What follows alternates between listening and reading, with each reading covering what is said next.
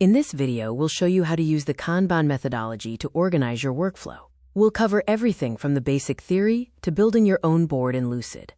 What is a Kanban board? Simply put, it's a visual tool that helps you map out your work process, identify bottlenecks, and keep your team aligned on project progress.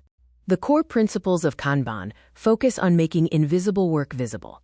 By limiting how much you start at once, you can focus on finishing tasks and improving your overall delivery speed.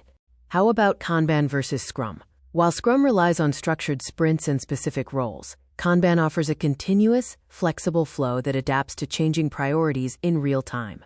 Let's break down the anatomy of a Kanban board. A high-performing board consists of cards, columns, and specific points that define when work begins and ends. Cards represent individual tasks. The commitment point is when your team agrees to start a task, and the delivery point is when that task is officially finished and delivered. Next is defining columns. Typically, you'll use to do, doing, done, and blocked. You should customize these headers to match the actual stages your team goes through every day.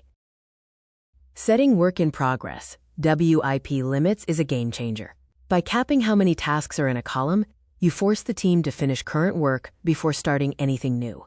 Watch out for common Kanban pitfalls. If your WIP limits are too high, or you ignore cards in the blocked column, your board becomes a cluttered list rather than a flow system.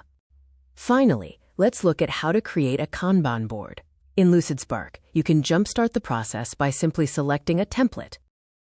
Now it's your turn. Head over to Lucid and start building your board to see how much faster your team can move. Happy diagramming!